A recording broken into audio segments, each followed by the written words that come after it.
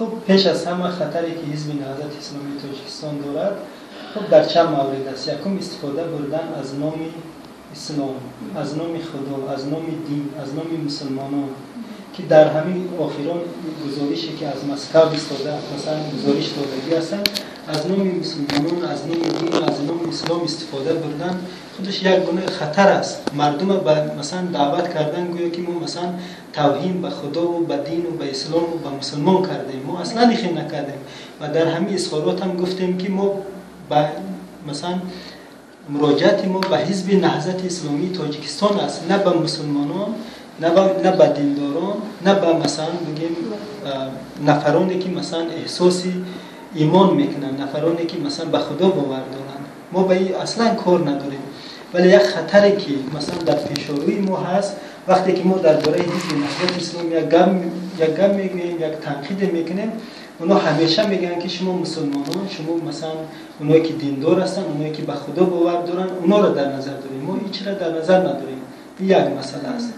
و مسئله دیگر این است که در سالهای اخیر ما همیشه میبینیم که حزب نهضت اسلام فقط چیکار میکنه؟ تنقید از او که چرا مثلا جامعه ما امکانی مثلا رومال بستن و چادر پوشیدن و مثلا از 18 ساله پایان به مثلا مسجد رفتن نمیدهند، مگر بغیر از این ما مشکلات دیگه نداریم که اون را بیشتر بگیم، یا که همین برنامه روشن ندارد حزب نهضت اسلام که پیشنهاد کند، مرحمت برنامه روشن داشته باشد که پیشنهاد کند.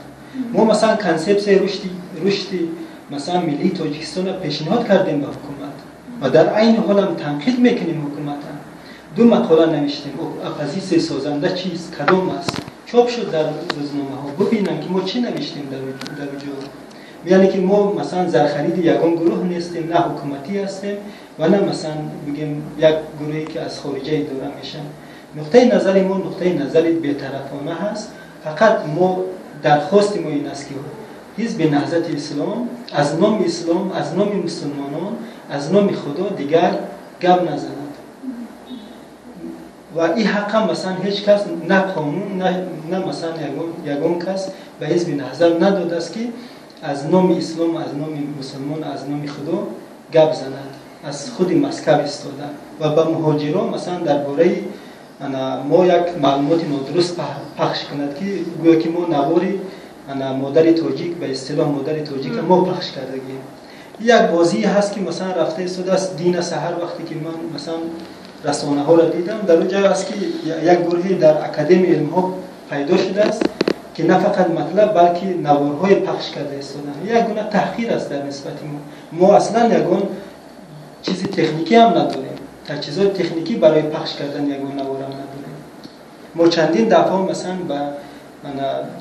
به تلویزیون به مثلا شبکه‌های تلویزیونی مراجعت کردیم که اگر امکان باشه ما مثلا نوارها پخش کنیم درباره رشد جامعه، ولی ما امکان نداریم که یگان نوار حتی مثلا توسطی بگیم که یک فوتو کامera پخش کنیم. چرا فکر میکنید من از وقتی درباره همین نوار و همین مادر صحبت میکرد انگشت اشاره سوی شما شد؟ چون گفت و مثلا اول در نهضت تیجه برآمد، سحری مثلا پیش برآمد که یک گروهی در اکادمی علم ها پیدا شده است که مقاله ها و نوارها پخش میکنند. بعدن که ما وقتی میخوانیم در پایان آمده است که مثلا اینا ملت و مادر تاجیک تحقیر میکنند. این به ما نگرانده شده است. و بعد باز یک اصلاح گفته در دوام، اگر شما دقت داده باشین در نصف روز یک اصلاح گفته همون موادی که اونا پخش کرده بودن یک اصلاح گفته، گویا که او را اصلاح کردن که ما با خطاهای با اشتباههای تکنیکی و انسانی ما همونجا هنوز یک خطاگی به یک خطاگی راه دادیم گفتن. ببینه که یک بازی سیاسی که رو میکنن، اول یک آوازه در بین مردم پخش میکنن که گویا ما این کار کردیم و بعد میگن که ما اصلاح کردیم. و رویم ببینن در تاج نیوز، در تاج نیوز عیناً همین چی آمده است که یک مثلا از روی اظهارات محمدین کبیری در نزد مهاجران یک گروه در اکادمی علم ها برآمده است که به نوشتن مقاله ها و پخش نوارهای ضد نهضتی مثلا فعالیت میکنند. یعنی باید که پیش از همه اینا در نزد قانون برای این گفته هاشون جواب دهند، نشان دهند، مرحمت دلیل بیارن که ما همین کار کردیم. تشکر.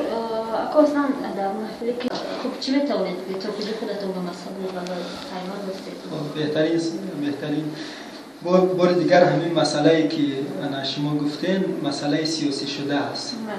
به کدام معنا؟ با معنی که انا محفلی که شما در نظر می دارید محفل جهانی اندیشه است در نزد این حال در نزد مرکز آموزش روندهای معاصر و آینده‌نگری علمی قرار دارد و در 2 هفته یک مرتبه برگزار می‌گردد و اصلا مسئله این طور نیست که ما مثلا دین بیزار و مذهب بیزار باشیم. مسئله این طور نیست. این نادرست رساندن همین مسئله همین مطلب و جامعه است و با کدام مقصد؟ با مقصد سیاسی کردن مثلا با مقصد یک بمب خطر زدن که در ببینه اگر ما پیش راه اینا را نگیریم جامعه همه مذهب گریز و همه مذهب بیزار و دین بیزار میشوند. بیاید پیش راه اینا را بگیریم. وقتی که مثلا مردم جمع میورن سفربر میکنن پس میگن که بیاید طرفدار ما شود حکومت ما بگیریم. خب اگر در نسبت شخصیت من باشد از نظر مثلا بگیم که از نظر برآمد اجتماعی خب من فرزند همین تاجیکستان هستم. در ناحیه برزوب تولد شدگی هستم. انا با چی گفتم میکنم است در عائله مسلمان پدر و مادر من مسلمان بودن. بله تمام مثلا اهل خانواده من مسلمان هستند. در خانه که من زندگی میکنم خب جانماز هست برای خویشاوندان من. همش که میبیان نماز میگذارن برای مثلا تمام شرایط نمازگذاری فراهم است.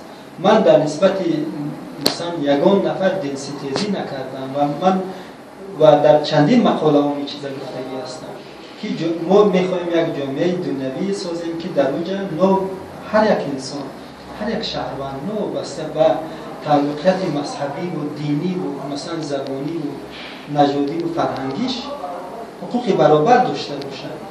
احساسی ناامنی، احساسی نابرابری و احساسی خطر نداشته باشد. احساسی تحقیر نداشته باشد. بگذار باید دیندار است یا بدین است.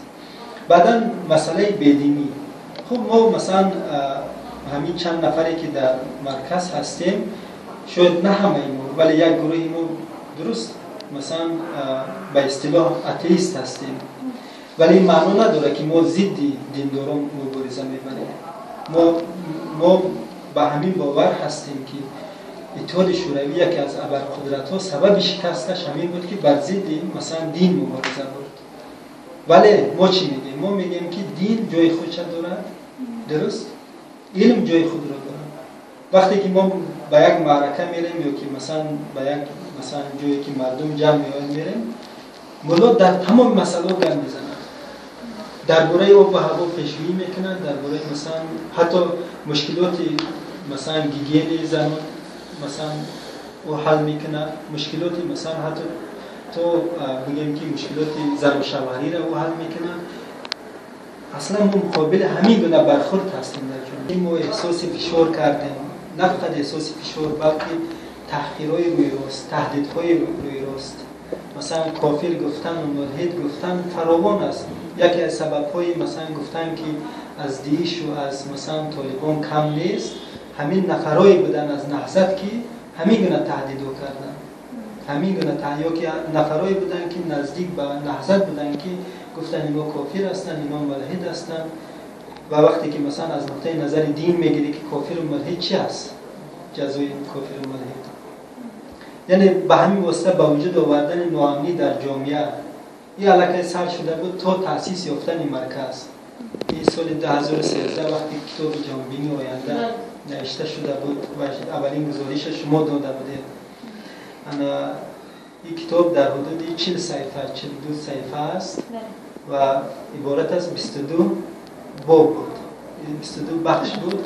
یک بخشش در مورد خدا بود. دیگر بخش‌ها مسائل دیگر بود. انسان کیست؟ کیهان چیست؟ جهان چیست؟ آینده انسانیت چی می‌شود؟ فرهنگ چیست؟ تمدن چیست؟ یعنی مسائل همه مسائل فلسفی بودن. ولی مثلا ببینه که وقتی که مسئله را سیاسی میکنن نهضتی‌های ما اونا گرفتن همین بخش خدا را در معرض اون گذاشتن. و از همون وقت مثلا به اصطلاح استاد کامل بگزاده زیاده از 5000 توهین و تحقیر و حقارتی که مثلا توسط اینترنت و توسط شبکه‌ها میکنن. یعنی اولی توجه کردن خود نهضت بود به این مسئله. توجهی که اول شد البته نفرانی بودن از نهضت و نفرانی که نزدیک به نهضت بودند، ولی متاسفانه به شکل تحریف‌آمیز به این مسئله برخورد کردند و متاسفانه یک مرتبه مثلا با ما نشستن و روی راست با ما صحبت نکردن که شما چی منظور شما چی است؟ آیا منظور شما از بین بردن اسلام است؟ منظور شما از ستیزی است؟